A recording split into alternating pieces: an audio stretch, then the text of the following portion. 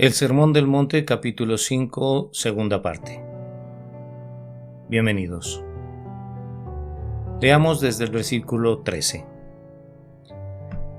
Vosotros sois la sal de la tierra, pero si la sal se desvaneciere, ¿con qué será salada? No sirve más para nada, sino para ser echada fuera y hollada por los hombres. Acá en este pasaje inicial lo que vemos principalmente es que los discípulos son como la sal porque son preciosos o, dicho de otra forma, muy apreciados, tanto para sus hermanos como para el Señor. Y es de destacar en este punto que en los tiempos de Jesús, la sal era una mercancía bastante valiosa. De hecho, a los soldados romanos se les pagaba en ocasiones su salario con sal. Ahora, los discípulos son como la sal porque tienen una influencia conservadora en el mundo. Así, la sal se usaba en los tiempos antiguos para preservar las carnes y retardar la decadencia de estas mismas. Por esta misma razón es que los cristianos deben tener una influencia de carácter conservador en su cultura. También por este pasaje concluimos que los discípulos son como la sal porque añaden sabor al Evangelio. Leemos: si la sal se desvaneciere, no sirve más para nada. Se nos enseña por esta línea que la sal debe mantener su salinidad para tener valor alguno o ser eficiente, puesto que cuando no sirve como sal es hollada o pisoteada por los hombres. De la misma manera, en nuestros días, vemos que demasiados cristianos pierden su sabor, entre comillas, y se vuelven unos buenos para nada en lo que respecta al compartir el Evangelio. Leamos los versículos 14 al 16. Vosotros sois la luz del mundo. Una ciudad asentada sobre un monte no se puede esconder. No se enciende una luz y se pone debajo de un almud, sino sobre el candelero y alumbra a todos los que están en casa. Así alumbre vuestra luz delante de los hombres para que vean vuestras buenas obras y glorifiquen a vuestro Padre que está en los cielos. Jesús le da aquí al cristiano un gran cumplido y una gran responsabilidad cuando dice que nosotros somos la luz del mundo. Y esto se da porque Él mismo tomó este título, la luz del mundo, para sí mismo mientras caminó aquí en la tierra. Esto lo podemos encontrar en el Evangelio según San Juan, capítulos 8, versículo 12 y capítulo 9, versículo 5. También sería bueno reseñar que la frase luz del mundo significa que no solo somos receptores de luz, sino también dadores de luz en este sistema del mundo, por lo cual somos llamados a tener una mayor preocupación que la preocupación por nosotros mismos. Y así no podemos vivir solamente para nosotros mismos, sino que debemos tener a alguien a quien dar luz y hacer esto con el amor puro de Dios. Pues tengamos en cuenta que Jesús nunca nos retó a convertirnos en sal o en luz. Él simplemente dijo que nosotros lo somos, y como tal estamos bien cumpliendo o bien fallando esta responsabilidad que nos ha sido encomendada por parte de Dios. La clave entonces en las dos ilustraciones de sal y de luz es el hacer la distinción en el mundo. Así entendemos que la sal se necesita porque nuestro mundo se está echando a perder y decayendo. Y si nuestro cristianismo también se está pudriendo y decayendo, para nada será bueno con el mundo de hoy en día. Ahora, la luz se necesita porque el mundo está en tinieblas. Entonces, si nuestro cristianismo imita las tinieblas, no tenemos nada que mostrarle al mundo y por ende tampoco salamos el mundo. Por lo tanto, concluimos que para ser cristianos efectivos debemos demostrar el distintivo cristiano de la santidad, puesto que nunca podremos afectar verdaderamente al mundo si somos iguales al mundo. Se lee: así alumbre vuestra luz delante de los hombres. El propósito de la luz es iluminar y exponer lo que está delante de ella, por tanto, la luz debe ser expuesta para que sea útil, ya que si está debajo de un almud o un recipiente, no será para nada útil en el oficio de alumbrar a los que están en oscuridad. Finalmente, las figuras de sal y luz también nos recuerdan que la vida marcada por las bienaventuranzas no se debe vivir en aislamiento, pues a menudo asumimos que estas cualidades internas solo pueden ser desarrolladas o demostradas en aislamiento del mundo.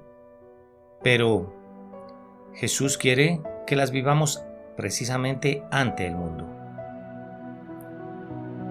Leemos también: una ciudad asentada sobre un monte no se puede esconder. Tal ciudad mencionada en esta línea es prominente y como tal no se puede esconder.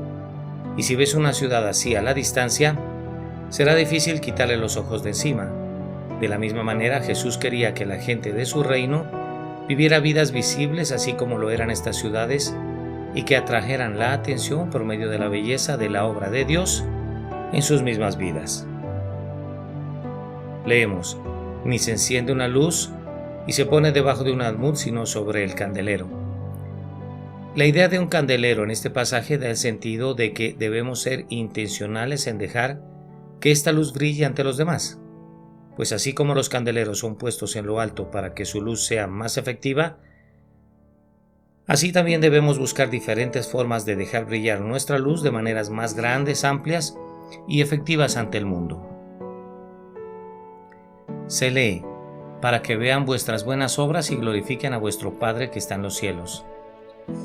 El propósito de esta frase es dejar que alumbre nuestra luz al hacer buenas obras, y esto nos es encomendado especialmente para que otros glorifiquen a Dios y no nos glorifiquen a nosotros mismos. Es de notar por este mismo hecho que Jesús señaló una gran amplitud en el impacto de los discípulos sobre las personas, lo cual debió haber parecido casi ridículo en ese momento, puesto que ¿cómo podrían estos humildes galileos ser sal a la tierra o luz al mundo? Pero la verdad es que estos mismos sí lo fueron. Entonces finalmente podemos llegar a la conclusión de que, primero, la sal es lo opuesto a la corrupción y evita que la corrupción empeore. Segundo, la luz da dirección a aquellos que han perdido su rumbo y así puedan encontrar el camino a casa. Y tercero, una buena ciudad es producto del orden social y el gobierno que está en contra del caos y el desorden. Dicen los versículos 17 y 18 del capítulo 5: no penséis que he venido para abrogar la ley o los profetas. No he venido para abrogar, sino para cumplir. Porque de cierto os digo que hasta que pasen el cielo y la tierra, ni una jota ni una tilde pasará de la ley hasta que todo se haya cumplido. Jesús aquí comenzó una larga discusión sobre la ley y quería dejar en claro que no se oponía a lo que Dios le dio a Israel en lo que llamamos el Antiguo Testamento, pues Él no vino a abrogar o a derogar la palabra de Dios, sino a liberarla de la manera en que los fariseos y escribas la habían interpretado erróneamente. Dice: porque de cierto.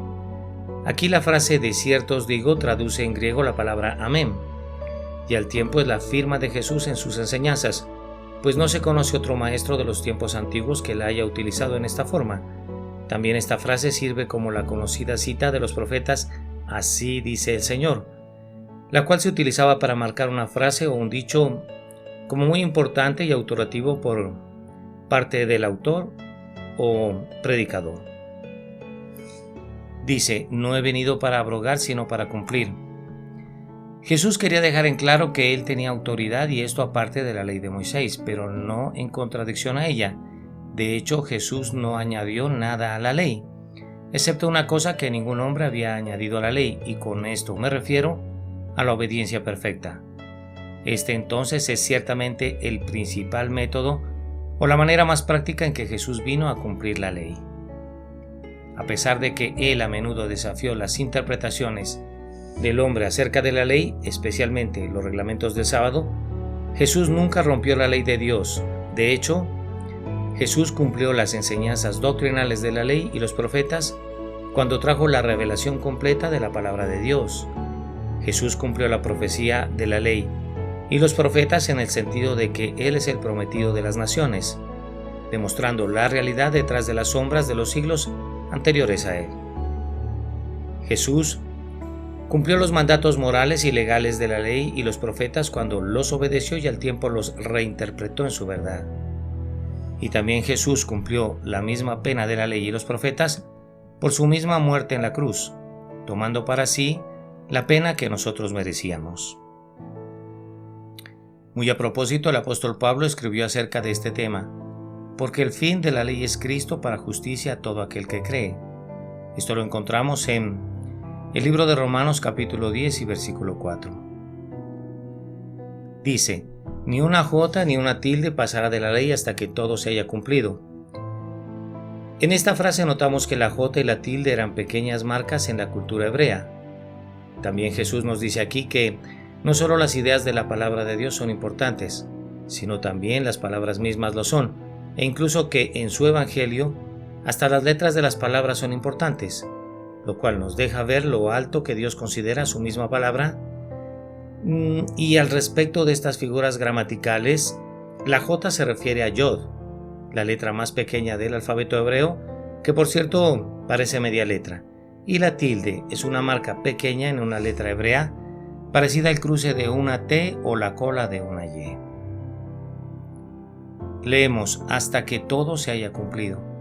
Esto es cierto en varios diferentes sentidos, pues es la seguridad de que Jesús mismo cumplió la ley en su vida y también cumplió la ley en nosotros por su obediencia perfecta. Y es la seguridad de que el plan de Dios nunca se dejará de lado hasta que todas las cosas se cumplan al fin de la era. Versículos 19 al 20. De manera que cualquiera que quebrante uno de estos mandamientos muy pequeños y así enseña a los hombres, muy pequeño será llamado en el reino de los cielos, mas cualquiera que los haga y los enseñe, éste será llamado grande en el reino de los cielos. Porque os digo que si vuestra justicia no fuere mayor que la de los escribas y fariseos, no entraréis en el reino de los cielos. Según los versículos 19 y 20 mencionados anteriormente, los mandamientos deben ser obedecidos según fueron explicados y cumplidos por la vida de Jesús y sus enseñanzas, y no como en la interpretada manera de pensar, amañada y legalista de las autoridades religiosas en los tiempos de Jesús.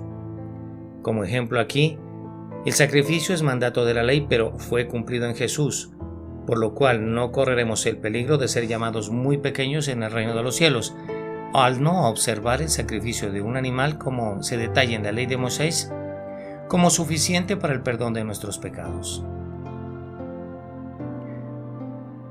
Leemos, cualquiera que los haga y los enseñe, éste será llamado grande en el reino de los cielos. Está claro que el cristiano ha renunciado a la ley como un medio para ganar la justicia delante de Dios, y un pasaje que explica esto es Gálatas 2:21, que dice, pues si por la ley fuese la justicia, entonces por demás murió Cristo. Sin embargo, la ley es en sí la expresión perfecta del carácter ético y los requisitos de Dios para la santificación. La ley también nos envía a Jesús como único método para ser justificados, porque nos demuestra nuestra incapacidad de poder complacer a Dios por nosotros mismos, pero después de venir a Jesús, Él mismo nos envía de vuelta a la ley para así conocer el corazón de Dios y afinar nuestra conducta y santificación. Se lee, si vuestra justicia no fuere mayor que la de los escribas y fariseos, no entraréis en el reino de los cielos. Esta frase nos lleva a considerar la increíble y errada devoción a la ley demostrada por los escribas y fariseos, y es así que deberíamos preguntarnos, ¿cómo entonces podemos esperar superar su justicia? Y es que aunque la justicia de los escribas y fariseos era impresionante para la observación humana, no podía prevalecer ante Dios, por lo tanto queda claro que no somos hechos justos solo por cumplir con los mandamientos de la ley. Y cuando entendamos lo que realmente significa cumplir la ley, nos encontraremos muy agradecidos con Jesús, quien en su venida nos ofreció un muy diferente tipo de justicia. Versículos 21 y 22. Oísteis que fue dicho a los antiguos, no matarás, y cualquiera que matare será culpable de juicio. Pero yo os digo que cualquiera que se enoje contra su hermano será culpable de juicio, y cualquiera que diga necio a su hermano será culpable ante el concilio, y cualquiera que diga fatuo quedará expuesto al infierno de fuego. Lo que notamos en los versículos 21 al 22 es que esta gente que se menciona aquí realmente no habían estudiado la ley de Moisés por sí mismos, sino que todo lo que tenían era la enseñanza exclusiva que daban sobre la ley los escribas y fariseos, y en este asunto en particular el pueblo había escuchado a los escribas y fariseos enseñar como fundamental y exclusivo de la ley el mandamiento no matarás. Dice, pero yo os digo. Jesús demuestra en estas tres palabras su autoridad y evidentemente no confía en las palabras de los escribas o maestros previos a él, sino que él mismo les ofrece de una manera nueva y fresca a sus discípulos el verdadero entendimiento de la ley de Moisés. También dice: cualquiera que se enoje contra su hermano será culpable de juicio. La enseñanza de los escribas y fariseos del no matarás era lo suficientemente cierta. Sin embargo, también enseñaban erróneamente que cualquier cosa que no sea matar podría permitirse.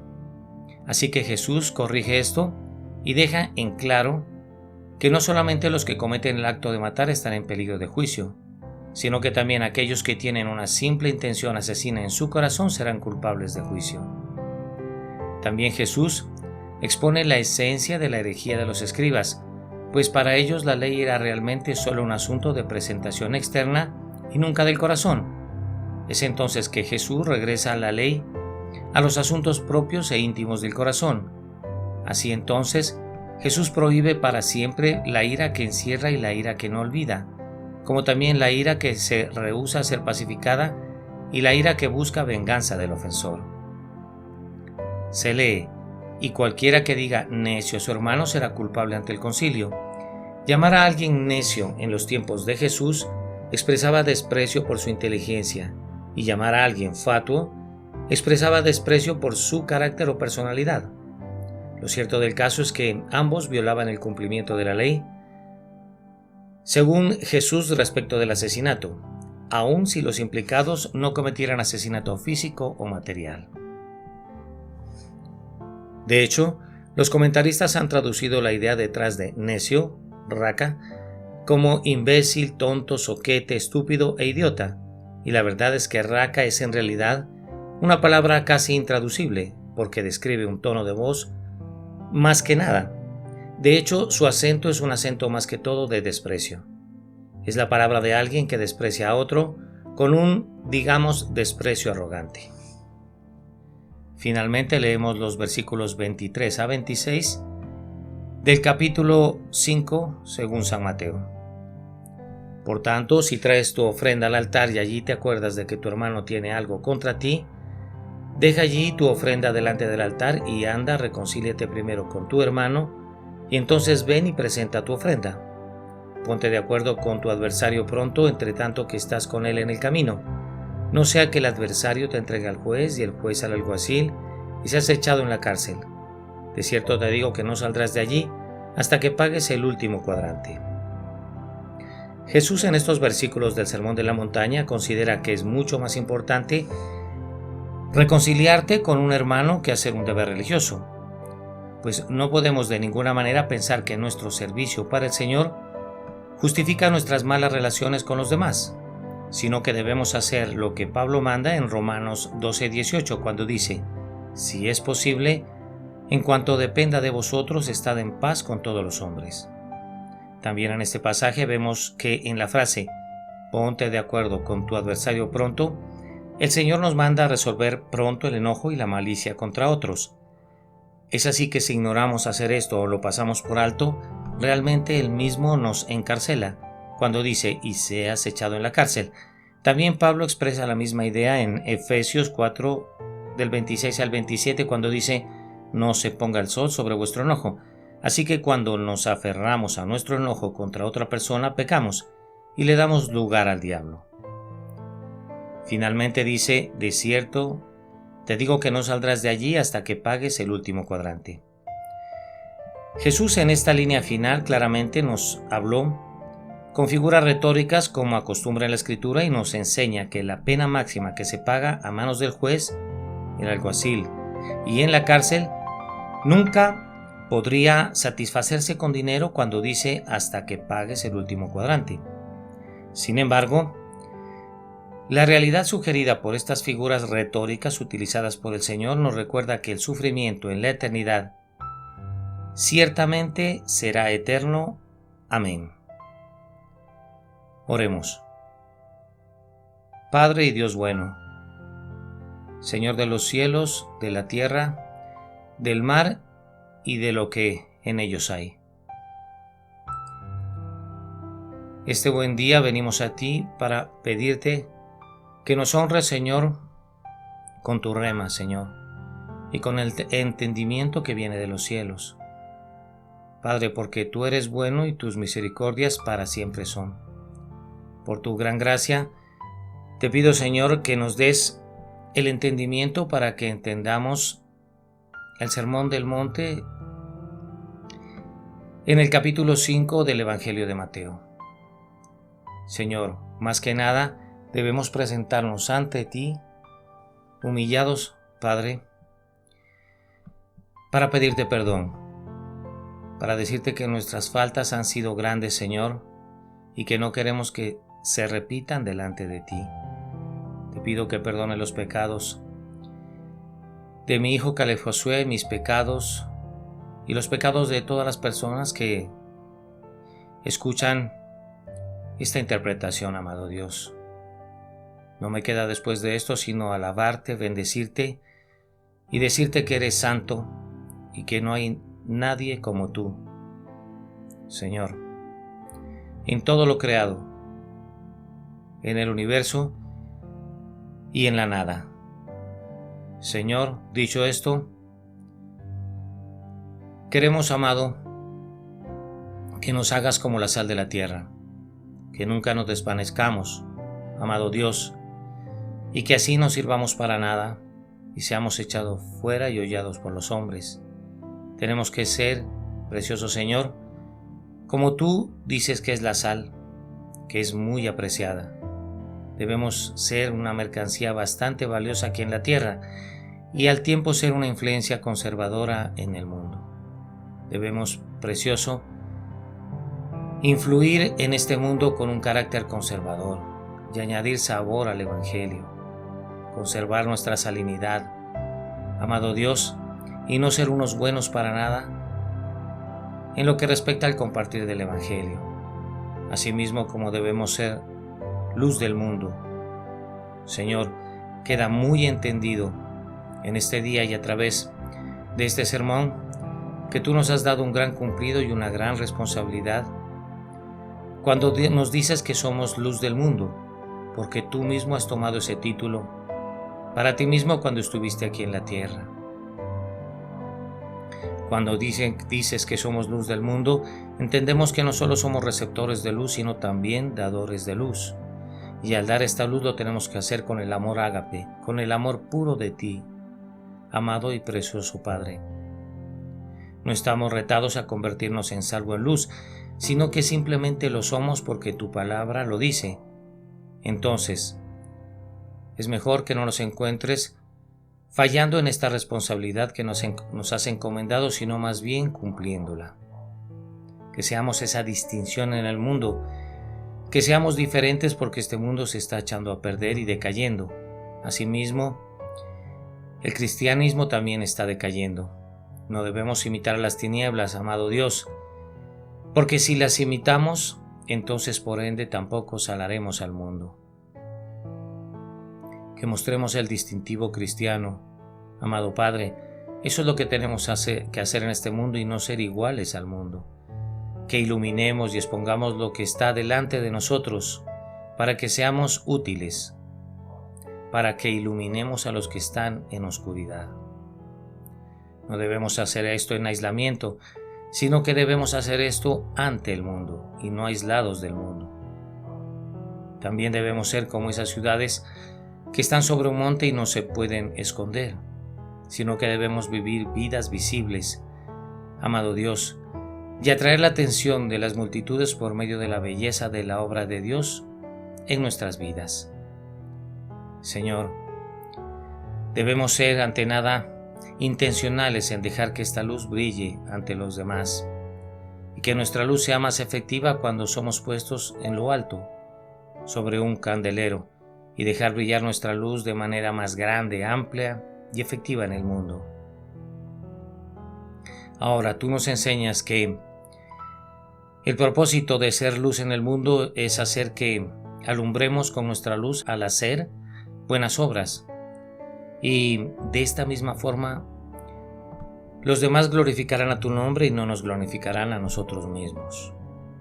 Amado, te amamos con todo nuestro corazón, Señor, y queremos que nos hagas como tus discípulos, en los cuales las personas no creían y les parecía ridículo que fueran luz y sal, pero la verdad es que estos sí lo fueron. Entonces, Señor, queda entendido que la sal es lo opuesto a la corrupción y que la luz da la dirección a aquellos que han perdido su rumbo.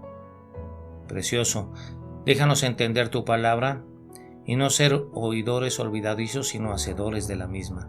Que ejerzamos tu palabra sobre la tierra, que entendamos todo acerca de la ley. Pues tú, Señor, no te oponías a la ley, mucho menos al Antiguo Testamento. Tú no viniste a derogar la palabra, sino a liberarla de la manera en que los fariseos la amañaban y la interpretaban erróneamente. Ahora tú dices, de cierto os digo, y eso es igual que decir amén, o que decir así dice el Señor. Esta es una frase que tú solo la utilizaste, amado, para marcar un hecho como muy importante, como autoritativo por parte de ti. Eso queda claro para nosotros, y también queda claro que no has venido para abrogar, sino para cumplir, pues tú tenías autoridad, y esto aparte de la ley de Moisés, pero no en contradicción a esa ley. Tú no añadiste nada a la ley, sino que enseñaste, precioso, la obediencia perfecta de la ley. Y esto solo tú lo puedes hacer y nos lo puedes enseñar. Este es el método o la manera más práctica en que tú, Señor Jesús, viniste a cumplir la ley. Está claro que tú nunca rompiste la ley de Dios. Es así que nuestro amado apóstol Pablo escribe acerca de este tema, porque el fin de la ley es Cristo, para justicia a todo aquel que cree. El fin de la ley eres tú, amado Dios, porque ni una jota ni una tilde pasará de la ley hasta que todo se haya cumplido. Señor, en estas dos figuras pequeñas, tú nos haces entender que tus ideas en tu palabra son importantes, como también las palabras mismas, e incluso hasta las letras de las palabras de tu evangelio son muy importantes para ti. Y cuando tú dices que hasta que todo se haya cumplido, pues tú nos enseñas o nos afirmas que en la vida aquí en la tierra tú cumpliste toda la ley en tu vida. Y ahora, Señor, nosotros debemos cumplir la ley en nosotros mismos. También entendemos por esta palabra que tu plan nunca se dejará de lado, y esto hasta que todas las cosas se cumplan al fin de la era. También, amado, nuestra alma se ha llenado de sabiduría al entender que cualquiera que quebrante uno de estos mandamientos será llamado muy pequeño. Entonces, ¿qué es lo que entendemos de esto? Pues nada más que los mandamientos, amado Dios, deben ser obedecidos según fueron explicados y cumplidos por la vida de tu Hijo Jesús y de sus enseñanzas, y no como lo interpretaban los fariseos o las autoridades religiosas en tus tiempos. Tenemos la garantía de que no correremos el peligro de ser llamados muy pequeños en el reino de los cielos, porque no observaremos el sacrificio de un animal, como se detalla en la ley de Moisés, como suficiente para el perdón de nuestros pecados, amado, porque tú ya cumpliste ese sacrificio en la cruz. Cuando tú dices que cualquiera que haga y enseñe estos mandamientos será llamado grande en el reino de los cielos, nos queda claro que ya debemos renunciar a la ley como un medio para ganar la justicia delante de ti. Pues tu misma palabra dice, pues si por la ley fuese la justicia, entonces por demás murió Cristo. Porque la ley en sí misma es la expresión perfecta de tu carácter, Señor. La ley misma también nos envía a ti, Señor Jesús, como el único método para ser justificado, por eso no la debemos despreciar, porque más bien debemos entender la incapacidad de poder complacer a Dios por nosotros mismos, y tú asimismo nos envías de vuelta a la ley para conocer el corazón de tu Padre, y así afinar nuestra conducta ante Él mismo. Nuestra justicia no va a ser mayor que la de los escribas y fariseos, amado Dios, y debemos cuidarnos de esto. Estos tenían una devoción errada y exagerada a la ley.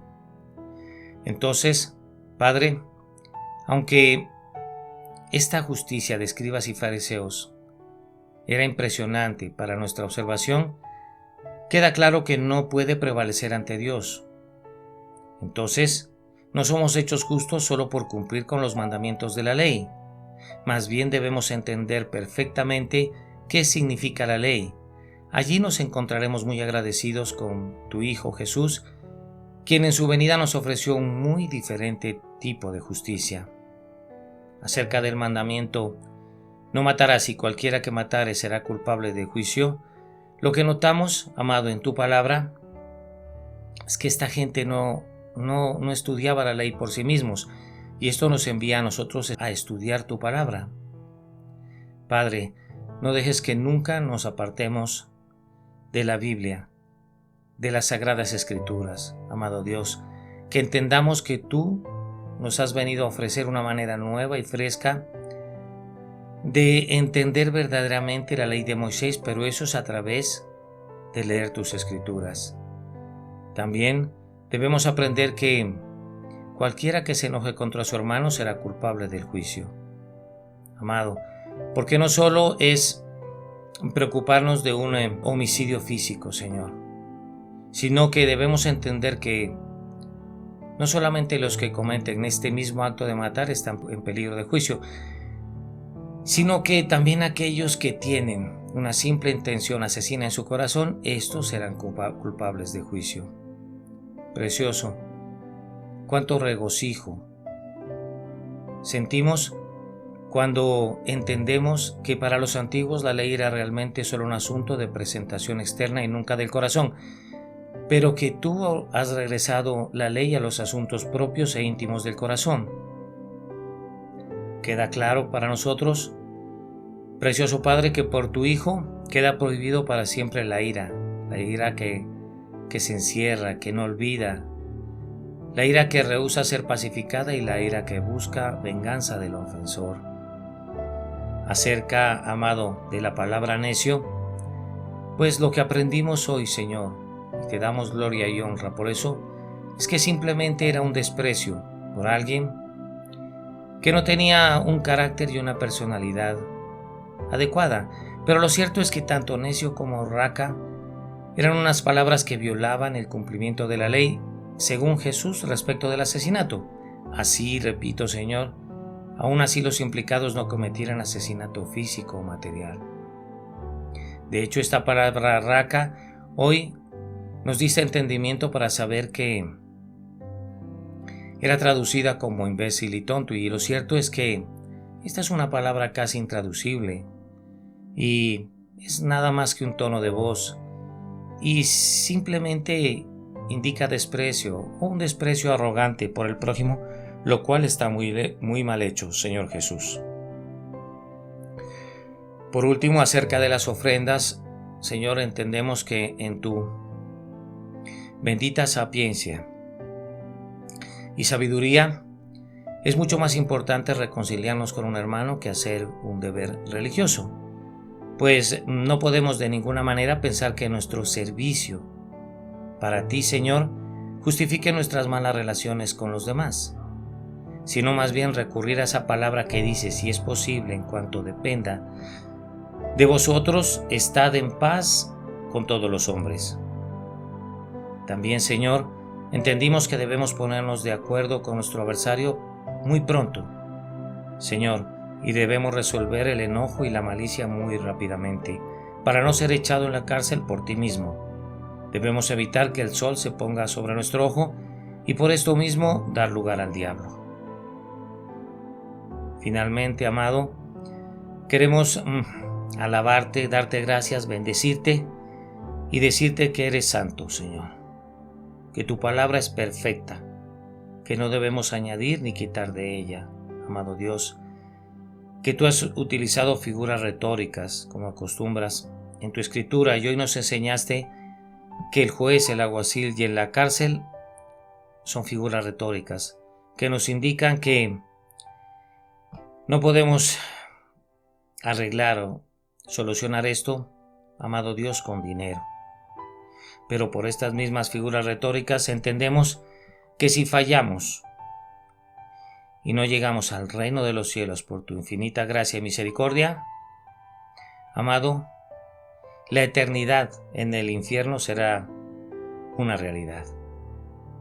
Por eso, amado, queremos decirte que eres lo mejor para nosotros. Eres lo más puro, eres lo más sublime, eres lo más santo, amado Dios.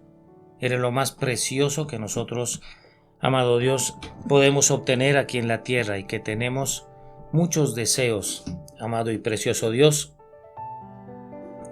de bendecirte, quererte, alabarte, amarte, santificarte, darte gloria, honra, honor, decirte que eres bueno, que eres santo, dar alabanza y gloria a tu nombre, amado y precioso Señor. No nos dejes, Señor. Te pido especialmente por las personas que te aman, escuchan esta interpretación y por todos los verdaderos cristianos alrededor del mundo, que no nos sueltes de tu mano, que siempre estés pendiente de nosotros, que Señor, tu palabra no vuelva vacía, sino que venga a nosotros y vuelva a ti con fruto. Asimismo, que por nuestro fruto nos reconozcas como tus verdaderos hijos, que ya que hemos sido llamados y escogidos, seamos también preciosos elegidos para tu reino. Cuánto amor emana de ti, Señor, cuánto perdón hemos recibido de ti. Enseña, Padre, danos de tu sapiencia, danos de tu divina voluntad en nuestra vida. Haznos escoger por tus caminos, no dejes que nos apartemos de ellos nunca, pues tú eres nuestro alimento, tú eres la verdad que nos alimenta, tú eres el Espíritu, Señor, que nos da poder y que nos hace discernir entre el bien y el mal, que nos hace apartar de lo malo y seguir lo bueno. Cuánto amor, Señor, sentimos hoy por ti y queremos confesarlo con nuestras bocas. Decirte, Señor, que ya no soportamos más amor por ti y que anhelamos incesantemente el día que estemos delante de ti y en tu presencia. Precioso, amado, hermoso Dios, deja brillar tu rostro, Señor. Deja que te conozcamos cada día más, que nos inunde tu gracia. Señor, que la Jerusalén celestial sea nuestro objetivo y nuestro propósito.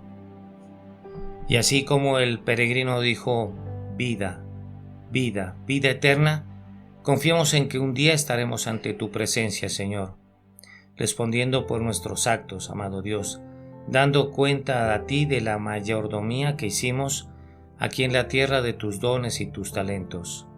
Pero, Señor, no está de más pedirte mucha virtud, virtud del cielo para nosotros, porque debemos conquistar a las naciones para ti, Señor. Debemos ser como la luz que brilla sobre un candelero o una ciudad prominente que está sentada sobre un monte. También debemos ser como esa sal que sala el mundo con el sabor del Evangelio. Amado, precioso Dios, perdona nuestros pecados, santifícanos, aléjanos del mal. Señor, aumenta nuestra oración y nuestra comunión contigo porque es necesario, verdaderamente es necesario que pongamos, Señor, todos nuestros anhelos y peticiones delante de ti, para que tú, Padre, nos concedas según tu sagrada y perfecta voluntad y no según nuestros deleites. Que el amor, el gozo, la paz, la bondad, la benignidad, la mansedumbre, la paciencia y la templanza sean frutos del Espíritu que se noten en nuestras vidas, Señor, que nos hagan brillar como luminares entre un mundo lleno de tinieblas, y así conquistemos los corazones de los que están perdidos en este mundo y podamos glorificar tu nombre a través de esa conquista como verdaderos evangelistas. Siendo todo esto por ahora, amado Dios, no queda decirte, Señor, que tú eres el amado de las naciones y que confiamos en ti, precioso Señor, para que tu gran comisión de llegar a las naciones y bautizar a los hermanos en el nombre del Padre, del Hijo y del Espíritu Santo se haga una realidad en nosotros. Tú estás por nosotros, Señor. Entonces, ¿a quién temeremos? Gracias, Señor, por tanto amor, por tanto perdón, por tanta gracia y por tanta misericordia. Amén. En el nombre de tu Hijo Jesús. Amén. En el poder de tu Santo Espíritu. Amén. Señor, y en la gracia, amor y poder del Padre. Amén y amén.